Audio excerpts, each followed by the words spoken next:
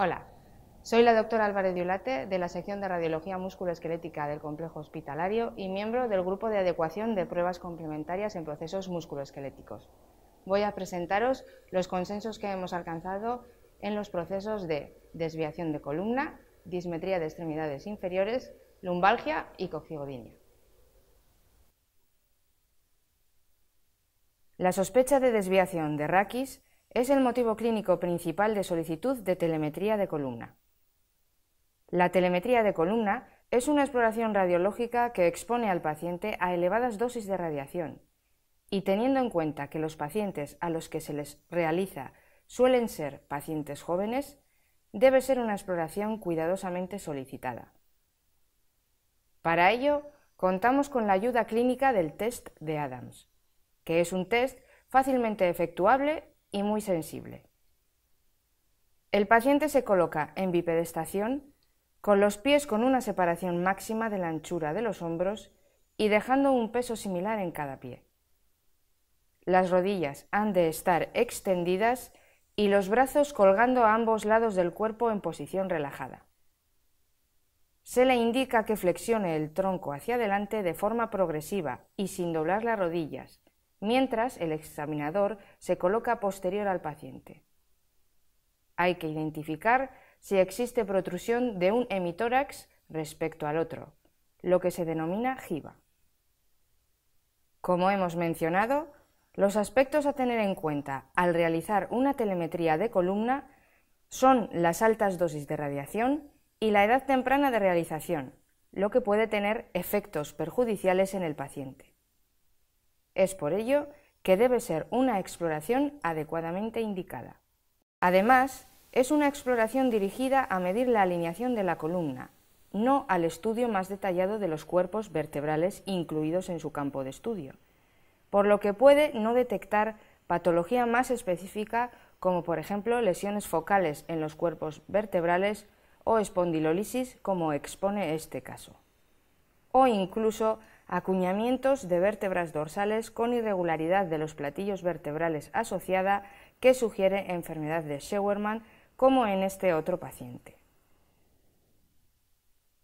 Es por ello que no está indicada la solicitud de telemetría para el estudio de dolor de espalda en cualquier paciente.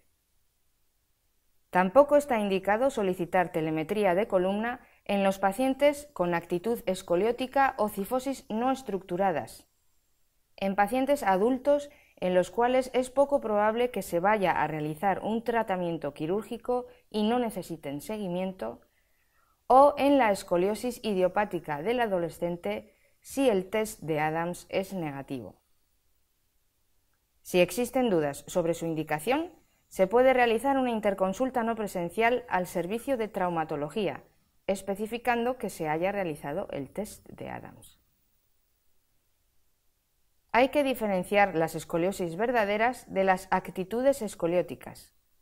En estas últimas existe una desviación de la alineación de la columna vertebral sin rotación de los cuerpos vertebrales, como es este caso, y pueden tener otras causas, como por ejemplo una dismetría de miembros inferiores, que es lo que ocurre en este paciente.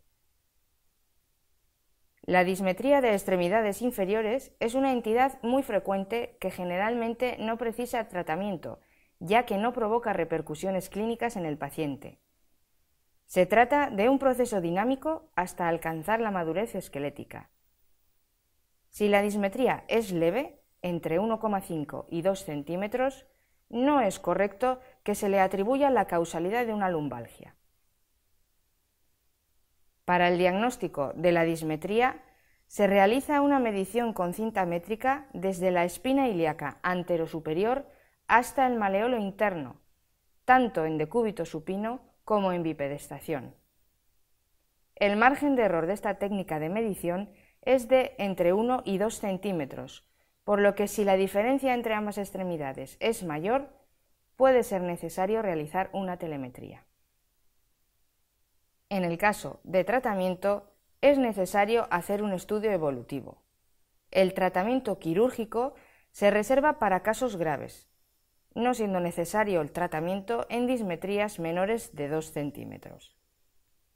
la telemetría como prueba complementaria será solicitada teniendo en cuenta la edad y la magnitud de la dismetría.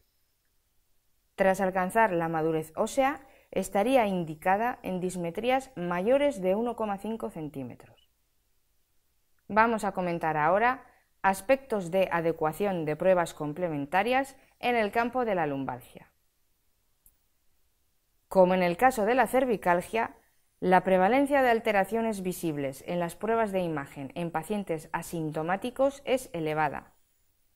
Por ello, no hay que dar un valor absoluto a los hallazgos radiológicos, sino que hay que integrarlos en el contexto clínico y en las peculiaridades propias de cada paciente. En general, la lumbalgia aguda no complicada es un proceso autolimitado que tiende a la resolución en menos de 30 días. En este contexto, el estudio radiológico no sería necesario.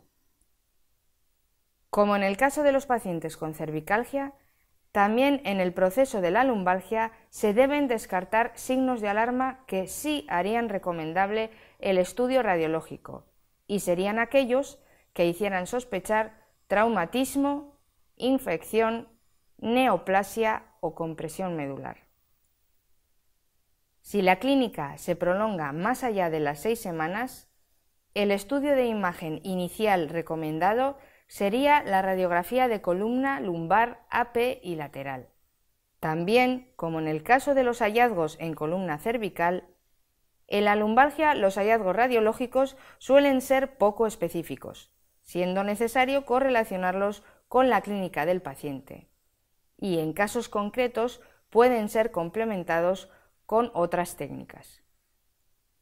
Hay que tener en cuenta que una radiografía de columna lumbar normal no descarta la existencia de patología debida a estructuras que no son visibles mediante esta técnica, como puede ser el caso de extrusiones discales como la que se muestra. Sin embargo, estas entidades provocan una sintomatología concreta que nos hará sospechar de su existencia y de la necesidad de pruebas de imagen complementarias. Las pruebas de imagen complementarias de las que disponemos en el caso de las lumbalgias son la resonancia magnética y la tomografía computerizada. La realización de tomografía computerizada se recomienda para valorar fracturas óseas o en casos en los que no sea posible realizar resonancia magnética por incompatibilidades o claustrofobia. La resonancia estaría indicada en casos de sintomatología persistente o rápidamente progresiva, en sospechas de procesos graves subyacentes y en casos de pacientes candidatos a bloqueos epidurales o infiltraciones facetarias. En esta diapositiva se expone cómo en casos de sospecha fundada de proceso neoplásico con radiografías simples normales, la realización de resonancia magnética es útil ya que tiene mayor sensibilidad en la detección de alteraciones en los cuerpos vertebrales que no son visibles mediante radiología simple. También posee la resonancia magnética mayor poder de discriminación en los casos de espondilodiscitis, como este que se muestra, en el cual los hallazgos de la radiología simple son anodinos. Otro de los procesos diana consensuados es el de la coccigodinia. La radiología simple de sacrococcus en proyecciones AP y lateral sería el estudio inicial en estos casos. Sin embargo, hay que tener en cuenta que es una región difícil de estudiar mediante radiología simple por interposición de estructuras y que emplea dosis altas de radiación para su realización. Es por esto que debe ser solicitada únicamente en los casos en los que los hallazgos, tanto positivos como negativos, vayan a modificar la actitud terapéutica. No estaría recomendada en los casos de coccigodinia sin traumatismo o en traumatismos de baja intensidad en pacientes jóvenes. Los estudios complementarios, como por ejemplo la resonancia magnética, estarían indicados en casos de dolor intratable con vistas a realizar tratamiento agresivo o en sospecha de proceso grave subyacente. Para concluir, vamos a resumir las recomendaciones de no hacer en los procesos valorados hasta ahora, que son las siguientes. No se debe solicitar telemetría de columna cuando la sospecha clínica sea dolor de espalda. No se recomienda solicitar telemetría de columna sin haber realizado el test de Adams previamente. No se debería solicitar telemetría de extremidades inferiores si no hay diferencia mayor de 1,5 centímetros en la medida con cinta métrica. No es adecuado solicitar estudios de imagen en la lumbalgia aguda sin signos de alarma. No deberían solicitarse estudios de imagen en la coccigodynia sin traumatismo o con traumatismo menor en pacientes jóvenes.